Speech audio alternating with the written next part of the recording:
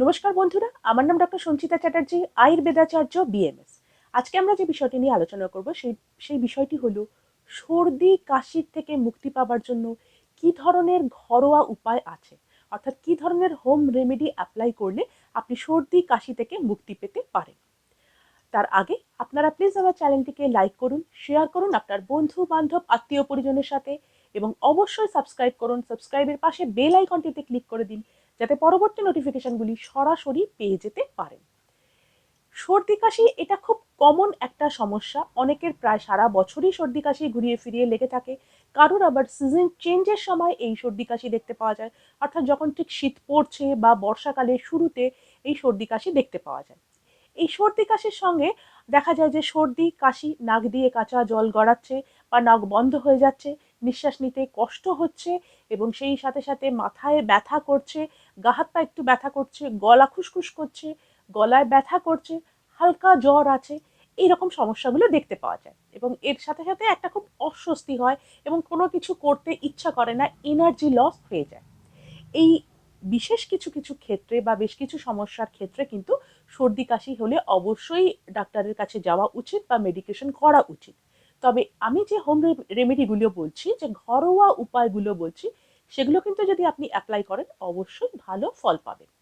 প্রথমেই বলবো মধু। মধু আয়ুর্বেদ শাস্ত্রে একটা বিশেষ স্থান অধিকার করে রয়েছে, এর বিশেষ উপকারিতা দেখতে পাওয়া যায়। আমাদের রেসপিরেটরি সিস্টেমের ওপরেও কিন্তু মধুর একটা বিশেষ মানে ভূমিকা রয়েছে। মধুকে আপনি কিভাবে খাবেন? এই সর্দি কাশির থেকে, বিশেষত শুকনো কাশির জন্য মধু আপনি খেতে পারেন। 1 চামচ মধু সকালবেলায় এবং 1 চামচ মধু সকালবেলা আপনি শুধুই খেয়ে নিতে পারেন, অথবা যে কোনো গরম উষ্ণ পানীয়ের সাথেও এটা খেতে পারেন, যেরকম হার্বাল টি এর সাথে খেতে পারেন, অথবা গরম উষ্ণ দুধের সাথেও কিন্তু আপনি এই মধু খেতে পারেন। এরপরে বলবো আদা।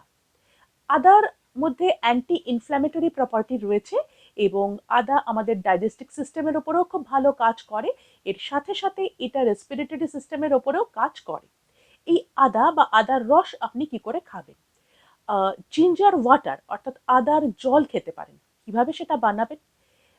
1 থেকে 1.5 গ্লাসের মতন জল নিয়ে সেটাকে আপনি বয়েল করবেন, এবং তারপরে কিছুটা আদা গ্রেট করে নিয়ে তার মধ্যে দিয়ে দেবেন। সামান্য একটু ফুটে গেলেই সেটাকে বন্ধ করে রেখে দেবেন, এবং তারপরে সেটা যখন খাবার মতন টেম্পারেচারে আসবে, অর্থাৎ উষ্ণ অবস্থায় আসবে, তখন সেটাকে নাবিয়ে ছেঁকে এই আদার জলটা অল্প অল্প করে আস্তে আস্তে আপনি খেতে পারেন। এছাড়া জিঞ্জার টি, চায়ের সঙ্গেও এই আদা মিশিয়েও আপনি খেতে পারেন। সেক্ষেত্রে কাশির ক্ষেত্রে আপনি উপকার পাবেন, এবং গলায় ব্যথা বা গলায় খুসখুস এই জায়গাতেও কিন্তু এই আদা খুব ভালো কাজ করে। এরপরে বলবো উষ্ণ পানীয়। সর্দি কাশি বা এই গলায় ব্যথা, এতে আপনি যে কোনো উষ্ণ পানীয় খেতে পারেন, যেরকম হার্বাল টি খেতে পারেন, বা কোনো ভেষজ পানীয় আপনি খেতে পারেন, বা আপনি চা খেতে পারেন, বিশেষত লিকার চা খেতে পারেন। এবং এক্ষেত্রে একটা জিনিস বলছি, আয়ুষ কার্ড, এটা ministry of Ayush, government of ইন্ডিয়ার রেকমেন্ডেশনে এর ফর্মুলাটা তৈরি করা হয়েছে। এই আয়ুষ কার্ডটা পাউডার ফর্মে পাওয়া যায়। এর মধ্যে রয়েছে শুট, আদার শুট, এবং তার মধ্যে রয়েছে কৃষ্ণমরিচ বা গোলমরিচ, তুলসী এবং দারচিনি। এটা একটা নির্দিষ্ট রেশিওতে এটাকে তৈরি করা হয়েছে। এটা সর্দি কাশি বা আমাদের রেসপিরেটরি সিস্টেমের উপরে ভীষণ ভালো কাজ করে। এটা কিভাবে খাবেন? এটাও 1 থেকে 1.5 গ্লাসের মতন জল ফুটিয়ে তার মধ্যে এই আয়ুষ্কাত পাউডারটা দিয়ে কিছুক্ষণ চাপা দিয়ে রেখে দেবেন। তারপর সেটা খাওয়ার মতন টেম্পারেচারে আসলে সেটাকে ছেঁকে আস্তে আস্তে অল্প অল্প করে আপনি খেতে পারেন।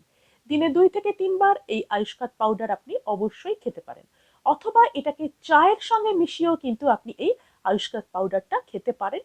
এটা রেসপিরেটরি সিস্টেমের ওপরে কিন্তু খুব ভালো কাজ করে। এরপরে বলছি স্টিম। দেখুন, সর্দি কাশি হলে আমরা অনেক সময় স্নান করি না, এটা কিন্তু ঠিক নয়। উষ্ণ গরম জলে স্নান করুন, এতে আপনি হাইড্রেট থাকবেন, এবং সেই সাথে সাথে আপনার বডিও শীতল থাকবে। কাজেই স্নান করাটা দরকার। এছাড়া আপনি স্টিম ভেপার নিতে পারেন। একটা বড় পাত্রের মধ্যে আপনি জল গরম করে নিয়ে, তার জল ফুটিয়ে নিয়ে তার মধ্যে 7 থেকে 8 ফোঁটা ইউক্যালিপটাস এসেনশিয়াল অয়েল মিশিয়ে দিন, এবং তারপরে একটা টাওয়েল দিয়ে মাথাটা ঢেকে ওই ভেপারটা নিন। এই ভেপারটা নেওয়ার ফলে আপনার যে নাক বন্ধ হয়ে গেছে বা নাজাল কনজেশন, এটা কিন্তু কমে যাবে। এটা ভীষণ ভালোভাবে কাজ করে। এছাড়া যদি মাথা ব্যথা করে সর্দি কাশির জন্য, অল্প একটু নারকেল তেল বা আমন্ড অয়েলের সঙ্গে ইউক্যালিপটাস অয়েলটাকে মিশিয়ে নিয়ে কপালের দুই পাশে এটাকে হালকা করে লাগিয়ে দিলেও কিন্তু আপনি আরাম পাবেন। এই এসেনশিয়াল অয়েলটা কিন্তু সরাসরি লাগানো যায় না, কারণ স্কিনে অনেক ক্ষেত্রে এটা ইরিটেশন, এর জন্য ইরিটেশন হতে পারে। গলায় ব্যথা বা এই গলা খুসখুস, এর জন্য কিন্তু সল্ট ওয়াটার গার্গেল ভীষণ ভালো কাজ করে। উষ্ণ গরম জলের মধ্যে নুন দিয়ে যদি আপনি 2 থেকে 3 বার দিনে গার্গেল করেন, ঠিক 3 থেকে 4 দিন করলেই আপনি রেজাল্ট পাবেন এবং আপনি দেখতে পাবেন গলায় ব্যথা বা গলা খুসখুস অনেকটাই কমে গেছে। এরপরে বলছি ব্রোমোলেন। এটা এক ধরনের এনজাইম এবং এটা পাইনাপলের মধ্যে পাওয়া যায় এবং এটা আমাদের সর্দি কাশির উপরে ভীষণ ভালো কাজ করে, সর্দি কাশিকে সারাতে সাহায্য করে। এটার সাপ্লিমেন্টও পাওয়া যায়, তবে যে কোনো সাপ্লিমেন্ট নেবার আগে বা খাবার আগে অবশ্যই একটা ডক্টরের পরামর্শ নিয়ে নেবেন এবং তারপরে সাপ্লিমেন্টটা খাবেন। এবারে বলছি যে পিপারমেন্ট। পিপারমেন্ট লিভস বা পুদিনা পাতা, এরও কিন্তু সর্দি কাশির ওপরে একটা গুরুত্বপূর্ণ ভূমিকা আছে। এই পুদিনা পাতাকে আপনি কিভাবে ব্যবহার করবেন, এটাকে চায়ের সঙ্গে, এটাকে পুদিনা পাতা দিয়ে আপনি চা বানিয়ে সেটাকে আপনি খেতে পারেন। তাছাড়া পিপারমেন্ট এসেনশিয়াল অয়েলের আপনি ভেপারও নিতে পারেন। এটাও কিন্তু আপনার ন্যাজাল কনজেশনের ক্ষেত্রে বা নখ বন্ধ হয়ে গেছে এই জায়গায় এটা ভীষণ ভালো কাজ করে। থাইম লিভস, এটা এক ধরনের ভেষজ উদ্ভিদ যেটা আমাদের রেসপিরেটরি সিস্টেমের উপরে খুব ভালো কাজ করে। এটা দিয়ে, এই থাইম লিভস দিয়ে আপনি চা বানিয়ে সেই চাটা আপনি খেতে পারেন। দিনে 1 থেকে 2 বার এই চা আপনি খেতে পারেন। যেহেতু আমাদের সর্দি কাশির একটা অন্যতম কারণ হচ্ছে অ্যাসিড রিফ্লাক্স, কাজেই আমাদের যাতে অ্যাসিড রিফ্লাক্স না হয় সেই ধরনের খাবারগুলোকে এই সময় কিন্তু বন্ধ রাখতে হবে, বা অ্যাসিড রিফ্লাক্সকে ট্রিগার আপ করে যে খাবারগুলো সেগুলোকে কিন্তু অ্যাভয়েড করতে হবে। এবং তার মধ্যে রয়েছে alcohol, spicy food, fatty food, fried food, chocolate. এই খাবারগুলোকে এই সময় অন্তত কিন্তু আপনাকে অ্যাভয়েড করতে হবে। এছাড়া যে সমস্ত খাবারগুলো ইনফেকশনের সঙ্গে ফাইট করতে পারে সেই ধরনের খাবারগুলোকে কিন্তু অবশ্যই আপনার খাদ্য তালিকার মধ্যে রাখতে হবে। এবং যদিও সর্দি কাশি হলে খাবার সেই ধরনের কোনো নিয়ম নেই, আপনি সমস্ত খাবারই খেতে পারেন, তবে ঠান্ডা খাবারটা এই সময় একটু অ্যাভয়েড করবেন। একদম ডাইরেক্ট ফ্রিজ থেকে বের করে যে ঠান্ডা খাবার বা আইসক্রিম এই জাতীয় বা কোল্ড ড্রিঙ্কস এই জাতীয় খাবারগুলো এই সময় খেলে কি হবে, আপনার অস্বস্তি আরও বাড়িয়ে তুলবে। কাজেই এই সমস্ত খাবারগুলোকে এই সময়ের জন্য কিন্তু আপনি অবশ্যই অ্যাভয়েড করবেন। এছাড়া রাত্রিবেলায় প্রতিদিন শোবার আগে গোল্ডেন মিল্ক, অর্থাৎ 1 গ্লাস উষ্ণ গরম দুধের মধ্যে 1 চামচ হলুদের গুঁড়ো মিশিয়ে এটা আপনি খেয়ে নেবেন। এটা আপনি সারাটা শীতকাল বা যতদিন আপনার সর্দি কাশি রয়েছে এটা যদি আপনি কন্টিনিউ করতে পারেন, আপনি অবশ্যই ভালো ফল পাবেন। এছাড়া চ্যবনপ্রাশ, চ্যবনপ্রাশ প্রতিদিন সকালবেলায় 1 থেকে 1.5 চামচ চ্যবনপ্রাশ উষ্ণ গরম দুধের সঙ্গে যদি আপনি খান, তাহলে সেটাও কিন্তু আপনার এই সর্দি কাশির হাত থেকে আপনাকে বাঁচাতে সাহায্য করবে এবং আপনি সুস্থ থাকবেন। তাহলে বন্ধুরা দেখলেন তো, এই হোম রেমেডিগুলো যদি আপনি অ্যাপ্লাই করেন সর্দি কাশির এই ঝামেলা থেকে আপনি অনেকটাই সুস্থ থাকবেন।